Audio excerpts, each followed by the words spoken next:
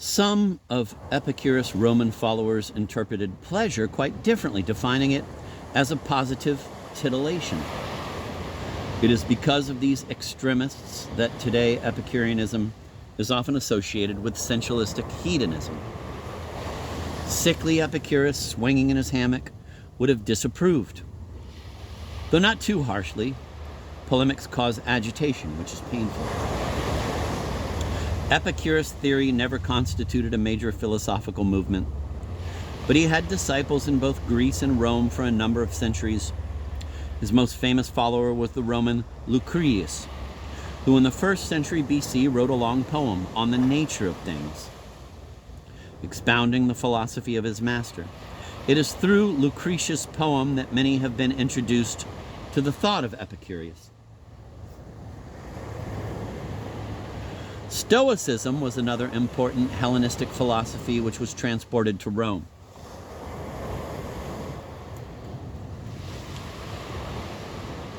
It was founded in Greece by Zeno of Cyprus, 334 to 262 BC. Damn. Who used to preach to his students from a portico, or stoa, hence the term Stoicism, literally porchism.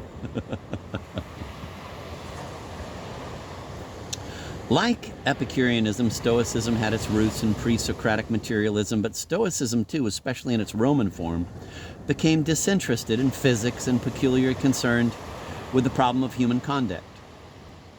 Became disinterested in physics and peculiarly concerned with the problem of human conduct.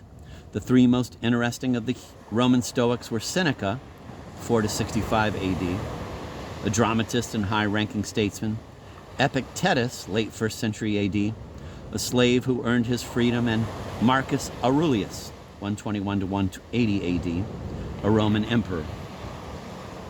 It's quite striking that a slave and an emperor could share the same philosophy of resignation, though probably this was easier for the emperor than for the slave.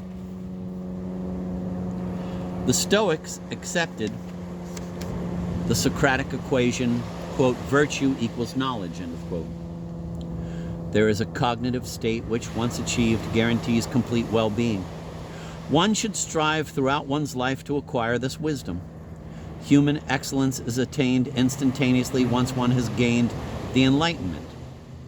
The duration of such a life of perfection is indifferent, which fact leads to the Stoic advocacy of suicide under certain circumstances.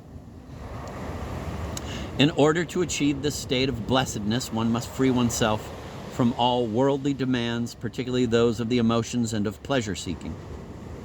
The Stoic wise man is an ascete. He has transcended the passions which create a disorderly condition in the soul. The Stoic has no interest in all those objects which excite the passions of grief, joy, hope, or fear in normal human beings.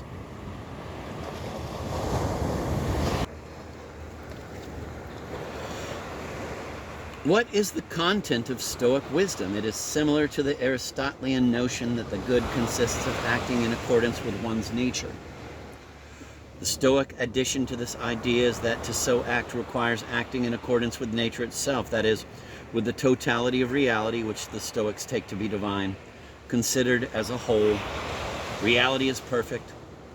Humans will also become perfect if they learn to live in accordance with the divine plan of reality. This requires that one make one's desires identical with the overall providential plan for the universe. In fact, a person can do nothing but conform to the grand design, and Stoic wisdom consists in recognizing this truth.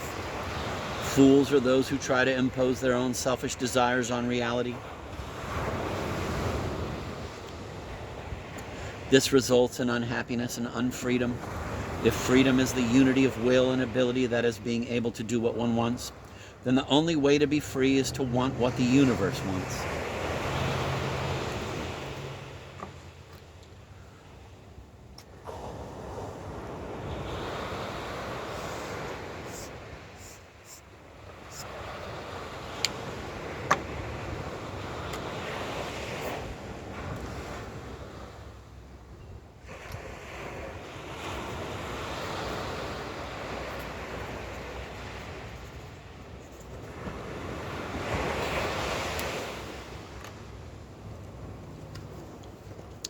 We shouldn't wish that we could get what we desire, rather we should desire what we get. If we could learn to equate what we want with what's the case, then we would always be free and happy, since we'd always get just what we want. This is Stoic wisdom.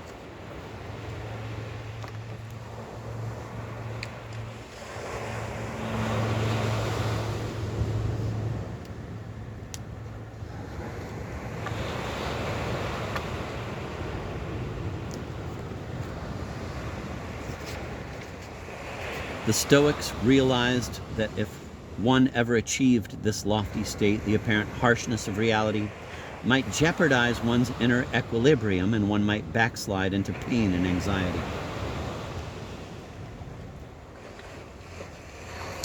For this reason, and because the Stoics believed that the amount of time one spent in the enlightened state was indifferent, the Stoics advocated suicide under certain conditions. Epictetus said of suicide, quote, "'Tis smoky and I go away," end of quote. Seneca said, quote, "The dirtiest death is preferable to the daintiest slavery," end of quote. And, quote, "To die well is to escape the danger of living badly," end of quote. In fact, on the advice of the Emperor Nero, Seneca did step into the bath and open his veins.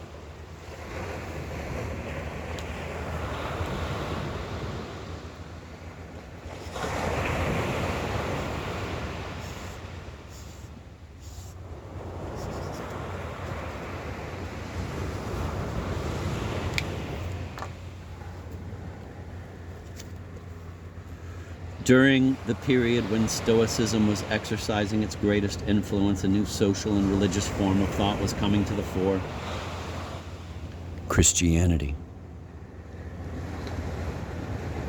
And although the Christians had not learned to defend their new religion with a systematic philosophy as they would in the Middle Ages, their doctrine was in competition with the philosophies of the day for the hearts and minds of men and women.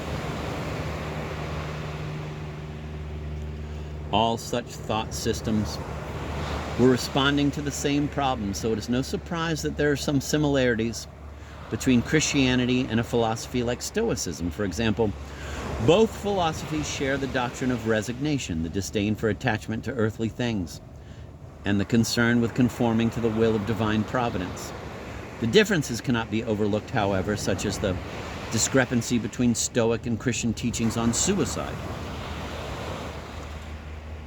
Also, Stoicism was inclined to be quietistic and acquiescent to political authority, while in its inception Christianity tended to be activistic and resistant to political domination. Epictetus said, quote, "Take no oath, or take only as many as you must," end of quote. This attitude contrasts greatly with that of many Christians who refused to swear an oath on the divinity of the emperor and were martyred for that refusal.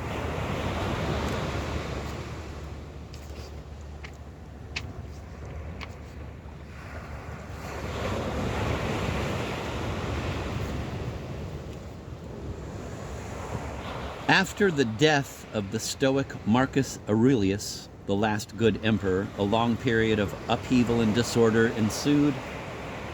The helplessness which people felt in the face of the decadence of the crumbling empire was responded to by a religious revival. The most prominent philosophical religious competitor with Christianity during the 3rd century AD was a mystical form of Platonism known today as Neoplatonism, espoused by Plotinus, 204 to 270. We have already seen a deep-seated propensity toward otherworldliness in Plato, which Aristotle had criticized. Plato's claim of superiority for the other world fit in well with the world weariness of the 3rd century.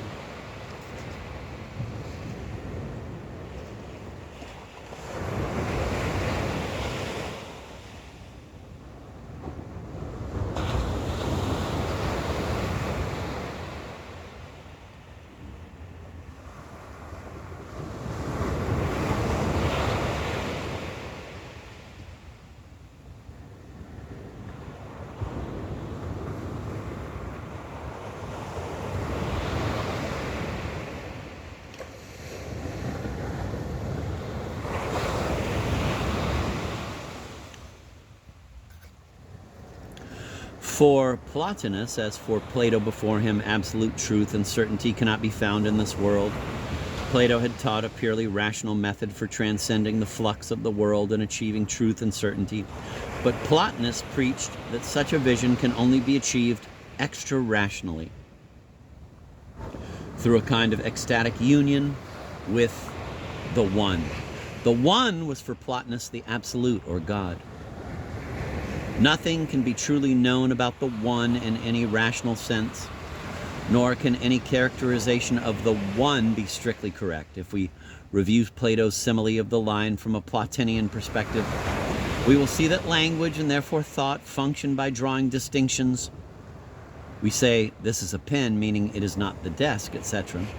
But in the One, no distinctions exist, hence nothing can be thought or said about it. A person can know the One only by uniting with it. That can be done in this life in the moments of mystical rapture. But in the long run, the goal can only be achieved in death. One can prepare for the ultimate union through an ascetic program of virtuous living. Plotinus' own version of, quote, the line, end of quote, is based on his idea that God, or the Absolute, does not perform acts of creation that would sully God's unchangeableness. Rather, God, quote, emanates, end of quote. That is to say, God is reflected onto lower planes. And these reflections represent kinds of imitations of God's perfection and descending degrees of fragmentation. What we have here is a kind of gooey simile of the line. This metaphysics borders on pantheism, the view that reality and God are the same.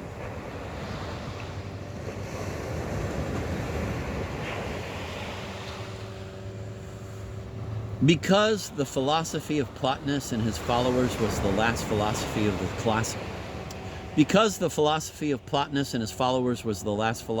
classical period, his version of Platonism was the one which was handed down to the medieval world.